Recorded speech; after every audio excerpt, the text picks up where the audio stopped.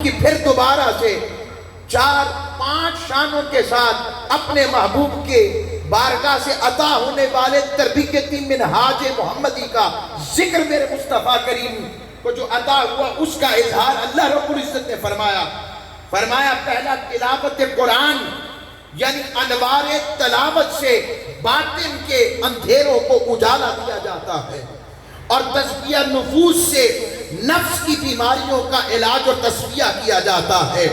پھر تعلیم کتاب سے علوم ربانی اور علوم رسالت کا خزینہ حاصل ہوتا ہے۔ پھر تعلیم حکمت سے روحانی فیض اور حکمت و دانائی کی دولت نصیب ہوتی ہے۔ پھر 5ویں مقام پر پھر فرمایا پھر انہیں کوئی اور علم دیا جاتا ہے جسے وہ نہیں جانتے تھے۔ اب سوال پیدا ہوتا ہے مالک کریم، اس آیت میں تو نے 2 دفعہ علم کی بات کی ہے۔ پہلے بھی بیان فرمایا کہ علم و حکمت میرا محبوب بتاتا اور سناتا اور سکھاتے ہیں، اور ساتھ اسی آیت کے اختتام پر پھر میرے مالک کریم نے کہا کہ وَيُعَلِّمُكُمْ مَا لَمْ تَكُونُوا تَعْلَمُونَ، کہ میں وہ علم عطا کرتا ہوں جو تم نہیں جانتے تھے۔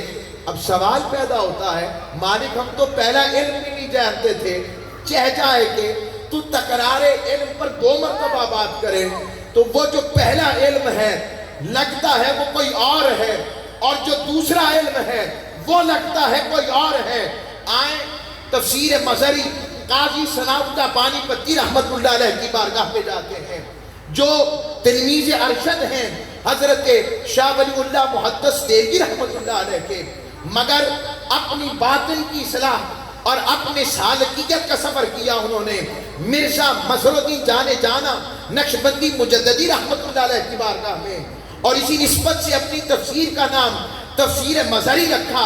ان سے پوچھا کہ آپ بتائیں کہ تعلیم کتاب کے بعد پھر کون سے علم کی تعلیم بارگاہ مصطفیٰ سے ملتی ہے؟ تو وہ فرماتے ہیں پہلا علم جس کی بات قرآن نے کی ہے کہ وَيُعَلِّمُكُمُ الْكِتَابَ وَالْحِکْمَةَ، کہ وہ تمہیں تعلیم کتاب دیتے ہیں، اس سے مراد میرے مصطفیٰ کے زبان سے وارد ہونے والا علم ہے۔ وہ زبان جو وَمَا يَنطِقُ عَنِ الْهَوَىٰ کا سرچشمہ ہے، اس سے مراد آقا علیہ السلام کی حدیث کی بات ہے، آقا علیہ السلام کی شریعت کی بات ہے، آقا علیہ السلام کے نظام کی بات ہے۔ تو کہا پھر یہ دوسرے علم سے کیا مراد ہے؟ کہا اس علم کا تعلق زبان مصطفیٰ سے نہیں بلکہ اس علم کا تعلق سینہ مصطفیٰ سے ہے۔ وہ علم جو سینہ مصطفیٰ سے منعکس ہو کر مومن کے قلب پر پڑتا ہے وہ علم لدنی ہے۔ یہاں سے مراد وہ علم حال ہے جو علم قال سے بڑھ کر بندے کو حضوری والا اور رب اور رسول کی قربت والا بنا دیتا ہے۔ پھر اللہ رب العزت نے اس آیت کو کیوں سمجھیں، اگلی آیت کے اس مضمون کو سمجھتے ہوئے کہ یہ آیت مضمون کے لیے کیوں چنی مجدد عصر سیمینار کے اندر، اب میں لاتا ہوں مضمون کے حوالے سے۔ اللہ رب العزت نے جو سورہ جمعہ کی آیت تھی اپنے محبوب کی شانیں بتا کر کہا وَآخِرِينَ مِنْهُمْ لَمَّا يَلْحَقُوا بِهِمْ وَهُوَ الْعَزِيزُ الْحَكِيمُ، فرمایا یہ جو میرے محبوب تلاوت قرآن کرتے ہیں، تزکیہ نفوس کرتے ہیں، تعلیم کتاب و حکمت دیتے ہیں، علم لدنی کی خیر عطا کرتے ہیں، یہ صرف سیدنا صدیق اکبر، فاروق اعظم، عثمان غنی، مولا علی، بلال، سہیب، سلمان یہاں تک محدود نہ رہے گا۔ پھر سلسلہ فیضان مصطفیٰ قیامت تک آنے والوں کو ان کو بھی ملتا رہے گا جو بظاہر تو مصطفیٰ کو تک نہ سکے، حضور کے صحابی نہ ہوئے، مگر انہیں وہ سب کچھ ملتا رہے گا جس کے ذریعے سے فیضان مصطفیٰ اور نظام مصطفیٰ کسی نہ کسی صورت میں ہر دنیا کے 4 داغ عالم میں بلند ہوتا رہے گا۔ اب یہ جو آیت آئی، اس آیت کے حوالے سے صحابہ نے، امام باغوی بیان کرتے ہیں، صحابہ نے پوچھا یا رسول اللہ صلی اللہ علیہ وسلم وہ کون لوگ ہوں گے جو ہمارے بعد آئیں گے مگر آپ کی نبوت کے اس فیض سے بہرہمر ہوں گے؟ آقا علیہ السلام نے حضرت سلمان فارسی کے ہاتھ کندھے پر ہاتھ رکھا۔ 2 روایات ہیں، جس نے مجھے مجدد عصر کے عنوان پر اپنی جانب کھینچا ہے قرآن نے. کہا وہ دو روایات امام بغوی نے بیان کی. ایک روایت اخص ہے، خاص ہے، جس پہ اسپیشلٹی ہے. فرمایا وہ فارس میں سے شخص آئے گا جو اوج سریا پر بھی میرا دین ہوگا تو اسے وہاں سے بھی اٹھا کر لے آئے گا. پوچھا کون؟ اب جب اس پر نگاہ دوڑائی تو 4 ائمہ ہیں، حضرت امام اعظم ابو حنیفہ، امام شافعی، امام مالک اور امام احمد بن حنبل. تو ان چاروں میں سے 3 عربی ہیں سوائے امام اعظم کے، وہ اکیلے عجمی ہیں. اس سے مراد امام اعظم ابو حنیفہ رضی اللہ تعالی عنہ ہیں. مگر اس سے اگلی روایت میں اور بھی لفظ آئے کہ وہ فیضان صرف امام اعظم یا فارس کے ایک شخص تک محدود نہ رہے گا، بلکہ فرمایا وہ بہت سے لوگوں کو یہ فیضان ملے گا اور وہ آگے میرے فیضان کو بانٹنے والے ہوں گے. جس کو اقبال کہتے ہیں میرے عرب کو آئی ٹھنڈی ہوا جدھر سے، میرا وطن وہی ہے، میرا وطن وہی ہے. تو اب قیامت تک جو آقا علیہ الصلوۃ والسلام کے اس دین کے حوالے سے لوگ آتے رہیں گے. مفسرین آئیں گے، محدثین آئیں گے، فقیہ آئیں گے، مدبر آئیں گے، مصلح آئیں گے، غوث آئیں گے، قطب آئیں گے، ابدال آئیں گے اور مجددین آئیں گے. اس میں سب سے اونچا درجہ جن کو جو حال اور کال دونوں کے سنگم پر ہوں گے انہیں مجدد کہا جاتا ہے. اور سنن ابی داؤد میں اس کی وضاحت آئی. آقا علیہ الصلوۃ والسلام نے خود فرمایا ان اللہ یبعث لہذه الامة على رأس كل 100 سنة من يجدد لها دینها. فرمایا اللہ رب العزت اس امت کے لیے ہر صدی کے آخر میں ایسے شخص یا اشخاص کو پیدا فرمائے گا جو اس امت کے لیے اس کے دین کی تجدید کرے گا. یہ تجدید دین ہے کیا؟ اس کو سمجھے بغیر مزہ نہیں آئے گا. ہم مجدد کی بات بھی سنتے ہیں، ہم مجدد کا ذکر بھی سنتے ہیں. میں چاہتا ہوں آج اس مجلس میں سمجھ لگ سکے مجدد کون ہوتا ہے، مجدد کی شرائط کیا ہوتی ہیں، اور پھر حضور شیخ الاسلام کے ساتھ اپنی زندگیاں گزارنے والوں اس پر میرے شیخ کو قیاس کرتے جانا اور بتانا کہ میرے شیخ اس سے کم ہے یا اس سے اوپر نظر آتے ہیں. تجدید سے مراد یہ ہے کہ دین کو اس حالت میں لوٹا دینا جس حالت میں وہ عہد نبوت میں تھا. یہ تجدید ہے. اور اسلام کا حقیقی چہرہ جو گنبد خضرا کی بارگاہ سے، حضور کی بارگاہ سے عطا ہوا، اس کے اصل چہرے کو اجال کر اس دنیا بھر کے اشکالات اور تاریکیوں میں پیش کر دینا. جو ایسا کام کرتا ہے ایسے کام کرنے والے کو مجدد کہتے ہیں اور اس کے کام کو تجدید دین کہتے ہیں. اور یہ بھی یاد رکھیں تجدید دین پر کام کرنا اور تجدید اور مجدد کی گفتگو کرنا یہ کوئی ہمارے دور میں شروع نہیں ہوا. یہ آقا علیہ الصلوۃ والسلام کے دور سے متصل دور میں شروع ہو چکا تھا. آقا علیہ الصلوۃ والسلام کے دور کے ساتھ شروع ہو چکا تھا. ہماری مجلس میں تشریف لائے صدر لاہور تحریک منہاج القرآن حافظ غلام فرید صاحب، ہم انہیں خوش آمدید کہتے ہیں. ان کے ساتھ حاجی فرید صاحب،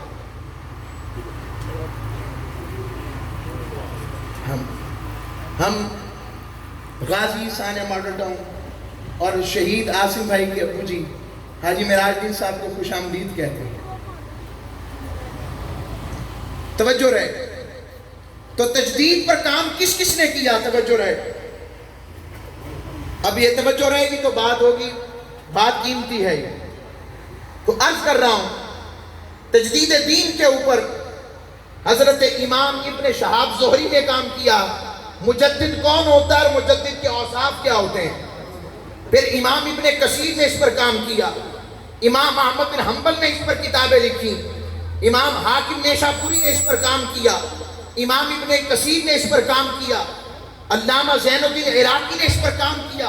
تاج الدین سبکی نے اس پر کام کیا.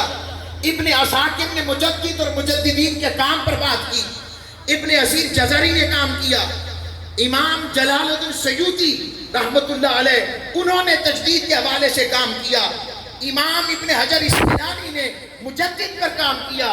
یعنی بتانا چاہتا ہوں مجدد کی ابحاث اور مجدد کے کام کے حوالے سے بات کرنا یہ آج کے دور کی بات نہیں ہے، بلکہ آقا علیہ السلام کے ادوار سے لے کر 1500 سال تک امت کے تمام ائمہ نے اپنے اس تجدید دین کے عہدے پر کام کیا ہے۔ اب اگلی طرف آتا ہوں کہ مجدد کی شرطیں کیا ہوتی ہیں۔ پہلی شرط مجدد کی ہوتی ہے کہ اس میں علمی کمال و مہارت اپنے عروج پر ہوتا ہے، اور دوسری بات مجدد ان کاموں کو بخوبی سر انجام دے جو کہ تجدید میں داخل ہوتے ہیں، اور وہ اسلام پر اٹھنے والے ہر قسم کے شکوک و شبہات کو اس طرح سے مٹا دے اور اس کا اصل چہرہ پیش کر دے جس میں اصل میں دین محمدی نظر آنا چاہیے۔ پھر تیسری بات کہ مجدد کا علم اور اس کا نفع اس زمانے میں عام ہو، اور میں تو یوں کہوں گا کہ اس کے علم کو وہ بھی مانے جو اسے مانتے ہیں، اور اس کے علم سے وہ بھی اکتساب فیض کریں جو اسے نہیں مانتے ہیں۔ اور اس کی بات ان کی تعلیف اور ان کی تصنیف شہرت تمام پر ہوتی ہے، ہر خاص و عام جانتا ہے اور کہتا ہے کہ ان کے علم جیسا علم کسی کے پاس نہیں۔ یہ مجدد کی خصوصیات میں شامل ہے۔ پھر مجدد کے کام کی تاثیر ختم نہیں ہوتی، صدیوں تک اس کے کام کا اثر باقی رہتا ہے۔ پھر اگلی بات کہ پانچواں نقطہ جو دینا چاہتا ہوں کہ مجدد مذہب میں، علم میں، سیاست میں کوئی ایسا مفید انقلاب برپا کرتا ہے کہ جس کے انقلاب کا اثر صدیوں تک باقی رہتا ہے۔ اور پھر اگلی بات چھٹا نقطہ دینا چاہتا ہوں کہ جو بات علم، تعلیم، تصنیف، تحقیق، تقریر کے ذریعے مجدد کرتا ہے، کوئی بھی اس کے دور کا اس کا ثانی کوئی نہیں ہوتا۔ پھر اس سے اگلی ساتویں بات کہ وہ جو کام کرتا ہے اس میں تقلید نہیں ہوتی بلکہ اجتہادی نقطہ نظر ہوتا ہے۔ اور آٹھویں بات کہ وہ جو کام کرتا ہے اس کی راہ میں جتنی بھی جسمانی آزمائشی مصیبتیں آئیں، جتنی مصیبتیں بڑھتی جاتی ہیں، حق کے ساتھ اس کی شخصیت اتنی ہی واضح ہوتی چلی جاتی ہے۔ اب آتے ہیں مجددین کا ذکر کرتے ہوئے کون سی صدی میں کون سے مجددین آئے۔ پہلی صدی میں حضرت عمر بن عبدالعزیز اور حضرت امام اعظم نعمان بن ثابت رضی اللہ تعالیٰ عنہما، ان کا نام پہلی صدی کے مجددین میں ہے۔ دوسری صدی کے مجددین میں حضرت محمد بن ادریس الشافعی اور امام احمد بن حنبل ہیں۔ تیسری صدی کے مجددین میں امام طحاوی ابو جعفر اور حضرت امام ابو منصور محمد بن محمد ماتریدی شامل ہیں۔ چوتھی صدی میں امام محمد بن طیب باقلانی ہیں۔ پانچویں صدی میں امام محمد بن محمد غزالی ہیں۔ چھٹی صدی میں حضور شیخ عبد القادر جیلانی حضور غوث العظم ہیں۔ ساتویں صدی میں حضرت شیخ شہاب الدین عمر سہروردی رحمت اللہ علیہ آپ شامل ہیں۔ آٹھویں صدی میں امام سراج الدین بلقینی اور ان کے ساتھ حضرت خواجہ نظام الدین اولیاء محبوب الہی کا ذکر آتا ہے۔ نویں صدی ہجری میں حضرت امام جلال الدین سیوطی ہیں۔ 10ویں صدی ہجری میں حضرت ملا علی قاری الحنفی ہیں۔ 11ویں صدی ہجری میں حضرت شیخ احمد فاروقی المعروف حضرت مجدد الف ثانی ہیں۔ اور 12ویں صدی ہجری میں ابو عبداللہ عبد الباقی الزرقانی ہیں۔ اور 13ویں صدی ہجری میں شاہ عبدالعزیز محدث دہلوی ہیں۔ اور 14ویں صدی ہجری میں الشاہ احمد رضا خان قادری الحنفی رحمۃ اللہ تعالی ہیں۔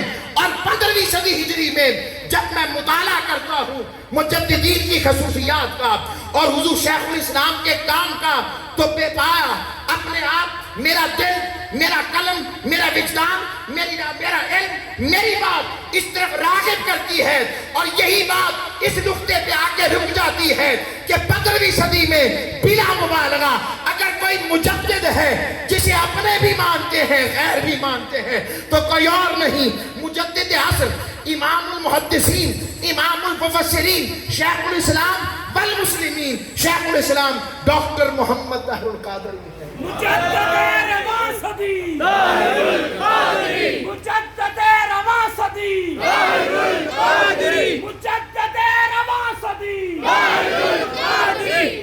میں نے آپ کے سامنے مجدد کی صفتیں رکھی، مجدد کی شرائط رکھی اور اس میں اپنے شیخ کو سامنے رکھتے چلے جائیں، وہ بتائیں کہ وہ کون سا نقطہ ہے جس میں ہمارے شیخ کم نظر آتے ہیں، جس میں ہمارے شیخ میں اللہ نے کمی رکھی ہے، وہ فیضان مصطفیٰ کا اثر جو یتلو علیکم آیاتنا میں ہے، جن کی صحبت میں بیٹھیں تو بتائیں جب رمضان میں بیٹھتے ہیں تو دل اور روح کی کیفیت کیا ہو جاتی ہے، بتائیں جنہیں یہ کیفیت ملی ہے۔ دل نہیں کہتا کہ طیبہ سے منگائی جاتی ہے، سینوں میں چپائی جاتی ہے، عشق کی میں ساغر سے نہیں آنکھوں سے پلائی جاتی ہے۔ پھر کیوں نہ کہیں، اور کیا کسی نے خوب کہا، اقبال بول اٹھے اور علامہ اقبال رحمۃ اللہ علیہ کی زبان میں وقت کی مناسبت دیکھتے ہوئے، عطار ہو، رومی ہو، راضی ہو، غزالی ہو، کچھ ہاتھ نہیں آتا بے آہ سحرگاہی، اے طائر لاہوتی اس رزق سے مات اچھی جس رزق سے آتی ہو پرواز میں کوتاہی، اور دارا و سکندر سے وہ مرد فقیر اولا۔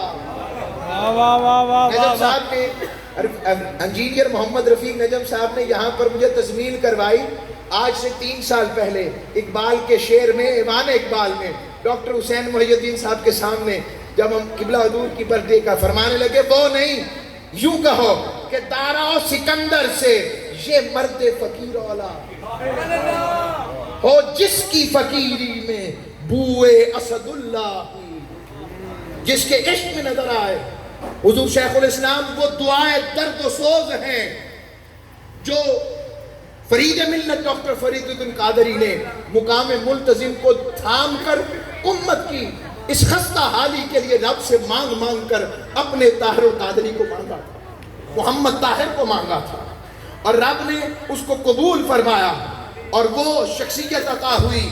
عقیدے کی بات ہو، توحید کی بات کروں تو میں تو باغ دہل کہتا ہوں، ایک توحید کا تصور ہمیں پہلے نظر آتا ہے اور ایک توحید کا تصور وہ نظر آتا ہے جو اصل میں مجدد ہی پیش کر سکتا ہے۔ ایک توحید یہ ہے کہ لوگوں کی توحید جنت دوزخ سے آگے نہیں بڑھتی، اور میرے شیخ نے ہمیشہ کہا، میں نے کبھی تمہیں جنت کا لالچ دیا ہے؟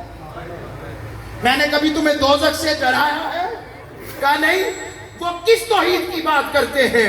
وہ اس توحید کی بات کرتے ہیں کہ ایک تو ہو فقط میں ہوں اور عالم ہو اے حسن ازل سارے حجابات اٹھا۔ اور اگر کوئی کہے کہ کیا یہ بات قرآن و حدیث سے ہٹ کر ہے، کئی سوال اٹھاتے ہیں کہ جنت دوزخ، جنت کی طلب کرنا اور دوزخ سے ڈرنا کیا یہ سنت کا حصہ نہیں ہے؟ مگر کلاسیفیکیشن ہے۔ کلاس روم میں 3 قسم کے بچے ہوتے ہیں، کچھ کو فیل سے بچانا ہوتا ہے، انہیں ڈرایا جاتا ہے، کچھ میڈیوکرز ہوتے ہیں، انہیں پاس کروانا ہوتا ہے، اور اس سے اوپر والے A+ گریڈ کے ہوتے ہیں، ان کو پوزیشن دلوانا ہوتی ہے۔ اور آقا علیہ السلام نے تینوں کا ذکر کیا تو 2 کا ذکر کرتے ہو، پہلوں کا نہیں کرتے۔ جب حدیث جبریل میں حضرت جبریل نے پوچھا مل احسان، آقا احسان کیا ہے؟ فرمایا احسان یہ ہے ان تعبد اللہ کأنک تراہ فإن لم تکن تراہ فإنہ یراک، بندے اللہ کی عبادت یوں کر جیسے تو اسے دیکھ رہا ہے، نہیں تو یہ گمان تو رکھ کہ وہ تجھے دیکھ رہا ہے۔ اس میں اب کہاں دوزخ کا ذکر، کہاں جلووں کی بات؟ اب آ جائیں عشق محبت مصطفیٰ کا عقیدہ جو ہمارا سرمایہ ہے۔